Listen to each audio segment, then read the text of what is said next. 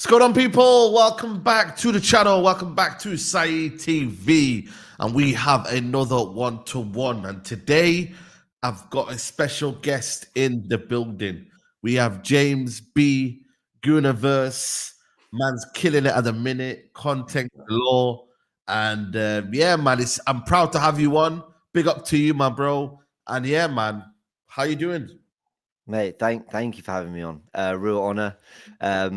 And yeah, man, we always have good chats about football. We always have good chats Yeah. in general. So I really appreciate you inviting me on, man. Really, I think it's my first time, and Yeah. no, it's great. I'm excited for this, and happy birthday to you because I know you're too humble to mention it. I But I appreciate didn't know till we were just chatting backstage. But mate, happy birthday to you. Have a fantastic day, No, I and appreciate I hope Man United give you some sort of good birthday present this week because I Arsenal know. didn't do the same for me. But yeah, just happy birthday, man. No, I appreciate it, man. I appreciate it. I appreciate the kind words. And yeah, sorry to bring you on after a loss, but it's a rare occasion. So I Yeah. could not have picked it on a crazier time. But what do you think? Because we want to look at the solutions for Arsenal. What do you think's going wrong at the minute? Or is there something to panic about? Is there something different? Because I've noticed this season, and I know you've lost Odegaard and you've lost that kind of creativity, and obviously Saka wasn't available, but what do you think's missing right now for Arsenal? Is there something missing for you? Do you know what? Like, so this is one of those. This is one of those answers where I'm going to start by saying I don't know, which isn't a very. It's Yeah, not a yeah. very good answer, yeah. But here's what I mean. I'll break that down a little bit more. On the one hand, I want to believe that look, Yeah. we had a tricky start to the season. Tottenham away, Atalanta away, Villa away, City away. You got PSG wedged in there, a lot of games. We had to deal with, okay, Rice was only suspended one game, but fine. You then got the Odegaard injury. And you've just had like little things that have kind of disrupted our flow start to the season. Marino missing the first month and all that kind of starting. It kind of had this kind of jolty start, right? Where then, we've had these trickier games, but ultimately, before Bournemouth, we were undefeated. We were in a really good position. We were, I think, a point off Liverpool going into that weekend, who were top, level with City. And there was a lot to be proud of and a lot to be happy about. But then on the flip side, you go, well, was this Bournemouth game coming? 2-0 up against Leicester, you go back to 2-2. Now, to be honest, a lucky goal and then a wonder strike. You think, I watched that game. We were deserving of 6-0, let alone a 4-2. Southampton game, we weren't great, but 3-1, we still deserved to win the game. We were still the better team. So I'm in this kind of limbo of like, well, have we been great? We've just had a lot of really difficult games, which has, altered our style of play a bit. And we're just a bit hit and miss at the moment, trying different things. Or actually, have we been quite jolty this start of the season where we've seen some good things, but there have also been areas of concern? So my honest answer is I don't know. I think we're going to learn a lot from Arsenal. We're about to hit another difficult run of games. And so I think it's going to feel a bit stop-start still for a little while for Arsenal.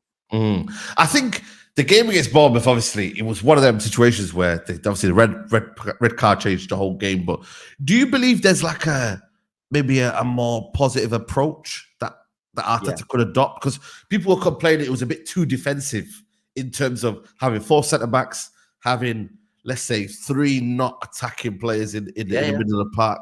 So because I'm looking at him now, I'm thinking to myself, is it a case of Arteta now adopted a new style?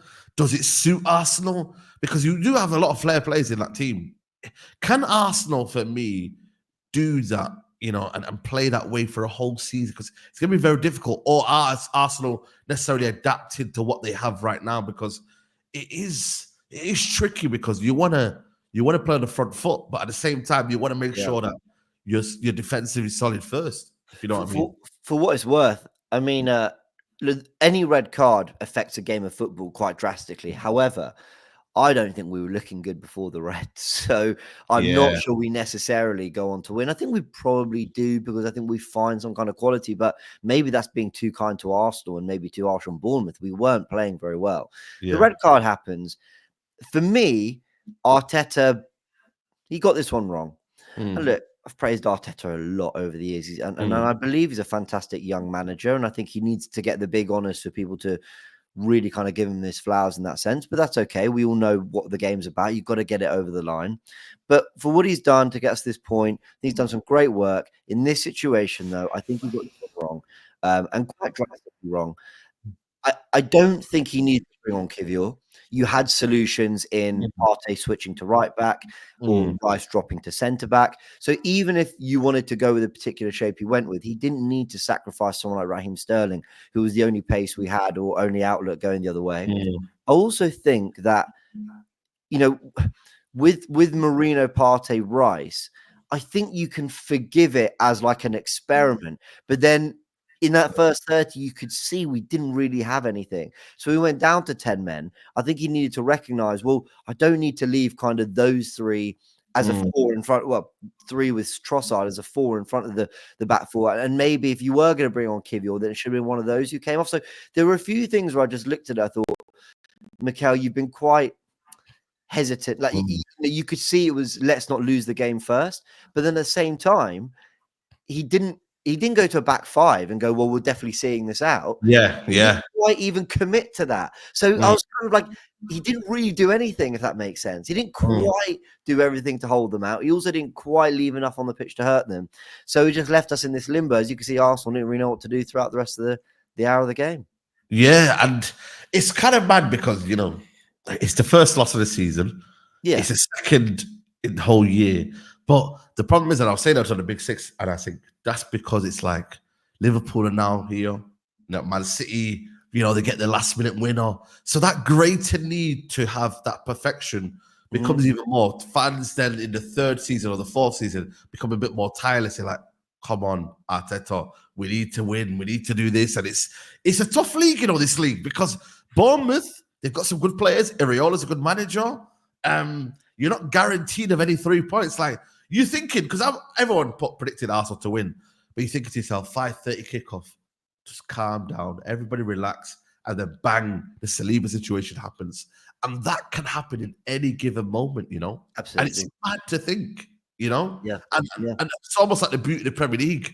But that's where Arsenal can't get caught up in, because it's like, it's almost like this is the season where you want your team to win the league, especially if Pep Guardiola's here in his last season. You wanted to win it this year. Like, do you still believe that, or is it one of them where you're like, oh man, Liverpool's there, man, and Man City is still not, you know, they're not getting any, you know, weaker or whatnot. Like, do you still believe that in a sense? But believe what? Sorry, that this is the year we have to win the league. This is the year. The beauty of football is it never stops, right? It's just relentless. I know. So there's always another year. There's always another year. But the problem is that Mikel Arteta's now, I think this is his fifth full season.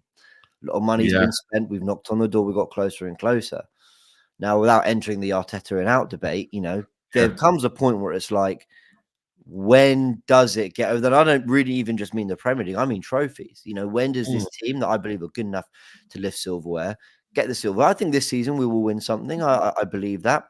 The Premier League, after the City game at the Etihad, I did feel like, you know what? I think we're good enough to do it. And we had our blip. The thing is that what Arsenal need to do, I understand the fan base can feel up and down about the team. That's right. And the defeat to Bournemouth is going to feel like a bit of a shock to the system. But Man City's first defeat of last season was Wolves away. And no one would have really expected that. Arsenal need to ride that and just go, cool, they had a bad day, and on we go. And we as fans will ask the bigger questions, and that's fine. But the players need to just be like, oh, well, it happened. Let's go on another run. Because 2 defeats in the league in a calendar year, we're now the 22nd of October, is pretty extraordinary. The problem is, though, Man City haven't lost since the 6th of December, 2023. That's the standard they've set. Yeah, that's great. So I'm sitting here patting myself on the back, go, well done, Arsenal. You know what? You've lost, but it's okay. 2 defeats a calendar is fantastic. And look what they're doing. We're talking about our away record and our clean sheets. Look what they're doing. They haven't lost since December 6th. We are about 6-7 weeks away from them going on calendar year without losing in the league. Wow. Like, it's extraordinary. It's absolutely extraordinary. So Arsenal should get their head down and just go, all right, it happened, forget it, on we go. On we go. We can do the talking, but they need to power through. And what better game to kind of, you know, get a win against Liverpool, you know? That's the game. I'm looking at that game thinking, you cannot afford to lose that one. You know what I mean? No. It almost it becomes a must win, but it also becomes a must not lose because the momentum and the feeling and the the energy, It's the a must win. title, it's a must. Yeah, it must win. Yeah, it's a must win. And it's like Saka, like people need to, there is a reliance on Saka there. That what's good about Saka as well is that not only is he a goal scorer, but he's a creator as well. Yeah, he's everything. And that's what's missing. No respect to Sterling, no respect to Trossard, Martinelli, but they're not creators in a sense. Maybe Sterling from maybe 4 or 5 years ago, he was doing that on a regular. But now Saka has the ability to create that assist. Was it a Leicester game where the cross comes in, Martinelli, 9. Yeah, Southampton. It put us 2-1 up. Yeah, 1-1. We're struggling for a goal. We've not played great, and he picks out that cross to the back post, which is a bit of a signature cross of his. Yeah, I agree. He's turned creator, man. It's and that over reliance is that something that you think others need to step up? Trossard, Martinelli. It's difficult because with Trossard, he's probably better as an impact. Martinelli, I think Saka maybe bags that one, and he maybe isn't as ruthless in front of goal. Jesus, not really seeing much of him. Havertz, he's done his thing this season. He scored some big goals for you, but are you worried? Is it a case of Saka, no party, and whatnot, and if he's going to be fit as well? Because right now he might miss the game in midweek. Oh, it's a great question. I think any team would miss Bukayo Saka or a player of his. I say that, Man City fans will say we've got Savinho, and Liverpool would say we've got Salah. But I think whoever their equivalent is Saka in their squad, you'd miss that player. I feel like Arsenal should have more solutions than. So, for example, in this game against Bournemouth, I wasn't thinking we're really missing Saka. I was feeling in that game we were really missing Ødegaard. That was the one more than any kind of game so far in all that we've missed him. That was one where I thought, if Ødegaard was on the pitch here, I know we'd be finding more solutions to beating their press. I know we'd be playing through the lines a little bit better. And I know that we just have that creativity. I think shoehorning Marino in that role, a lot of Arsenal fans thought he was terrible. I didn't think he was terrible. He wasn't great. I wouldn't give him more than a 5 out of 10 on the day. But he put it on a plate for Martinelli. If Martinelli scores, he's got the big assist that maybe won us that game. But Marino didn't look comfortable in that area of the pitch at all. Not for the first 30 minutes when it was 11 men.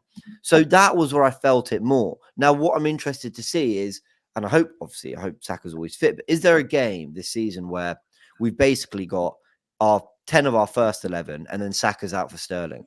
I would expect Arsenal's levels to still be very high. Sterling, different player, right-footed, and obviously not in the form or as good as Saka at the moment, has been maybe for a few years. But I wouldn't expect Arsenal's levels to drop massively, even though he's so important, Saka. Of course he is. No, bro, he's getting the goals, he's getting the assists, and I think ultimately it's one of them where I don't know how much. What did you give the rating of the transfer window? Did you think you did enough, or did you think? Yeah, I gave it a 6, I think, which is it was better than fine, pretty good. I didn't think it was great. What Arsenal needed to do for me in this window, a lot of people said they needed a 9 who you could bet on getting a lot of goals, but for me, it was getting a killer of some sort. So it was a player that was a difference maker. It was a player that could do something out of nothing a little bit. The player I was really campaigning for was Mohamed Kudus. He's the kind of player who might run through a team by himself. He's the kind of player who will pull out a bicycle kick at the Etihad. He's the kind of player who will whip one into the top corner or score away at Tottenham or do, from the left or the right. He's a match winner player. And I felt we needed someone like him who, funnily enough, when you're down to 10 men, which we've managed to do on nearly 50% of our games this season, he's a player who you might go, okay, just don't concede, keep calm, and Kudus might win us this game. Or we might get a set piece. Or you might get a bit of luck from a mistake like we nearly had when Marino won the ball back. But we lacked getting a moment's play. So that for me was really disappointing. When it got to deadline day, Sterling was not high up on my list, but come deadline day, I thought, well, you may as well get him over no one because he's better than Reece Nelson. Well, I think he is, but let's see. And at least you've added some depth into Saka's position. I thought Calafiori was a good signing. I genuinely did, although I think there's some questions defensively at the moment, but I think that will come. He's a young defender, 22. I think he'll be fine. On the ball, he looks terrific. And I actually think Marino's a good signing. I think he's a perfect complement to the midfielders we have. It wasn't an amazing window, but I felt we did enough for me to feel like we'd improved on last season's squad for me. And also when you're deep in like Man City, as much as they got Savinho and whatnot, they didn't say it was a great window as well for them, and but ultimately bringing Gundogan. Yeah. Well, Liverpool weren't happy with their window. Tottenham weren't particularly happy with their window. And look, that's not me trying to, I'm not putting pillow down for the Arsenal fans, to try and soften the landing. I understand that we could and should have done more. The onus is on us to do the business to go win the title. But there was something very weird about this window. So while I think Arsenal could have done more, and I'm not that happy with how we did, there was something weird about it. No one really came out particularly overwhelmed with the business they did, I think, in this window. Maybe Chelsea did. But yeah, it was a weird window for sure. 100%. I think ultimately it leads into that game on Sunday, man. That huge game between you guys and Liverpool. Just quickly touch on United and a particular player in Joshua Zirkzee. I want to say he's struggling. For me personally, I spoke to a Bologna fan. He gave me the idea of you have to be patient. Ultimately, he's a player that needs to adapt to the new league and etc. And the Italian league's a bit, not the pace of the Premier League in a sense. But I look back at your Havertz situation. I always give that example of coaching is very, very key. Like when you look at Zirkzee, is it a coaching thing for you, or is it something that you just don't think he suits United in the way he plays? Like, because I want to be patient with him, because I just think for me this league is a very, very brutal league, and you can't give up on players just yet. But what do you think of what you've seen of him so far, Joshua Zirkzee? So let me start by saying that I think United, from what I read, I didn't catch up on the game, but from what I saw and heard, United were a lot better on the weekend than you had been before. For a lot of the season. So clearly, that's a good step in the right direction. Who started that game? It was Højlund, wasn't it? It was Højlund, yeah. Højlund. Zirkzee came off the bench. I think there's two things for me, right? Without being an expert on Zirkzee or what he's meant to do, what he's meant to bring, I think there's one thing that you can talk about when it comes to strikers. Firstly, I think when a team is struggling or they're dysfunctional tactically, I think the striker area might be the most affected, because if you're a team that is you're not getting control of games, you're going to have to do a lot of defending. Midfielders and defenders might shine in a different way. Now, they also might not, right? They might look more exposed, but at least they're putting themselves about stuck in some capacity. When you're a striker that hasn't got the function, the system around it, whatever it might be, you can absolutely still put yourself back. You can still do more. You can still try and impose yourself in the game. But I think it's a harder task. Back to goal, not a lot of confidence from the players to get close to you because they're worried about what's going on the other end. There's no attacking patterns you can fall on, and you can look like you don't really know what you're doing. I think the striker situation can feel quite lonely, that position when your team isn't really functioning. The second thing I think, and I tweeted about this, and United fans didn't really love it, and I was asking a question more than I was making a statement, but I struggled to understand Zirkzee and Højlund in the same squad. And what I meant by that was not that they're not different players who can bring different things. I totally get that. And I understand when Martial leaving, you needed to add something. So I totally understand that too. But there felt something to me where I was like, I don't have much clarity here on who the number one striker is meant to be. They're both a similar age. They're both ultimately expected to do a similar thing. You haven't really shown any signs of going 4-4-2. So one of them, who's meant to be in their prime development years, is going to be holding the bench for the other one. How do you make that decision? Who at the moment is showing the most? What do you want more from the striker? Is it the hold-up player, or is it the more physical presence up front, or is it the box player?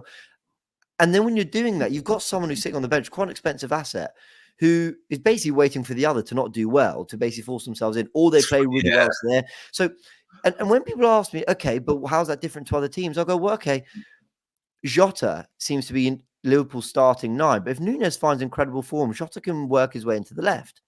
Jesus has not been very good, but if he does find that form, he could play out on the right or the left. Probably not for Saka, or Havertz can drop into midfield. And you can see how those players mentally can acknowledge that there's another way to them to force themselves in. I don't see how Zirkzee and Højlund, other than this one-on-one battle, see themselves basically on the pitch at the same time. And I think that creates a little bit of a a confusion for United in terms of who they want to persist with.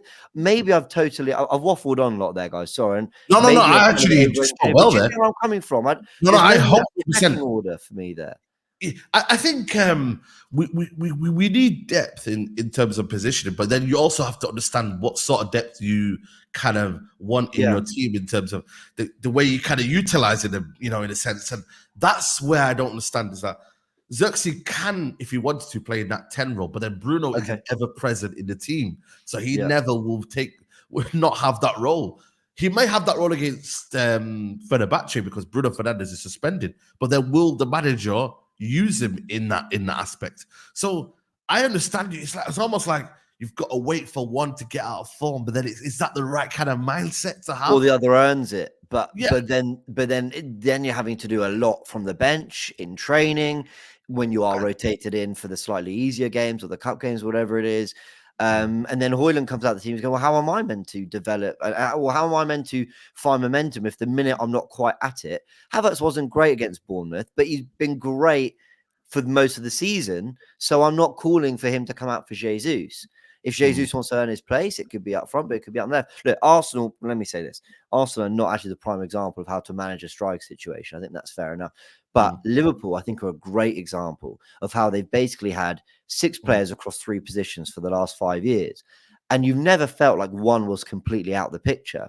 Never, no. With Højlund and Zirkzee, if one's in great form, the other is going to feel that way. So that's what maybe I haven't explained it very well, but I just felt like that was a strange. Whereas if you sign an Ivan Toney, and I'm not saying he's better than Zirkzee, or that would have been a better sign than Zirkzee, but if you had, for example, you've got a player in his latter years who, even if he does actually earn the shirt and he's your starting 9, Højlund's going, that's fine. So for now, I'm sort of earning, I'm doing my bit, my hard graft until eventually but it feels like Zirkzee and Højlund's trajectory is kind of all happening at once. And that feels like a strange one to balance. Just go 4-4-2, old school United. I'd love to see that. I hope they complement each other well. It's funny you say that because we did kind of play a 4-4-2 kind of system where we press in that way against Brentford, but obviously I think maybe we're just kind of utilizing it for now just to get out of this kind of bad form. So no, 100%. I think for me, it's an interesting one, and I think ultimately we look at the striker market as well. You've got your Gyökeres is doing his thing. Isak again, injury prone a little bit in that aspect. So it's not a lot out there. And Benjamin Sesko is there again. So it's one of them where we've got not two of the best young strikers that we could find, but 2 of the ones that were meant to be up and coming. So we can't buy any more up and coming because we've got the 2 there. Do you know what I mean? So it's true. It's an interesting one, but it's gonna be hopefully we'll get that improvement. But James, it's been a good show, man. I appreciate you coming on. And let them know where they can find you, even though the title, your channel name's gonna be in the title. But let them know what you got up going on. Mate, thank you for having me. I really appreciate it. It's always good to chat with you, man. And congrats on everything you're doing with the channel. It's fantastic. Congrats on the 100K and just phenomenal work, the consistency and everything. Honestly, it's brilliant. And I've said for a while, I've just been enjoying your content so much from both a football and entertainment perspective. You've been just world class. So keep doing the fantastic work. And thank you for having me. I'm on the Gooniverse, guys, just covering Arsenal news there, and on AFTV. Doing some other bits and bobs like Tactical Insight Forever Arsenal, stuff like that. So just chatting about Arsenal. I will find a platform to chat football probably in the new year, because I want to chat about these things like Man United and everything. But we'll do this every now and again. But Saeed, thank you. Been an absolute pleasure. I appreciate it, guys. Big up to you. Make sure you subscribe to the channel, like the video on your way out, and we'll see you on the next one. Take care. Bye-bye. Peace.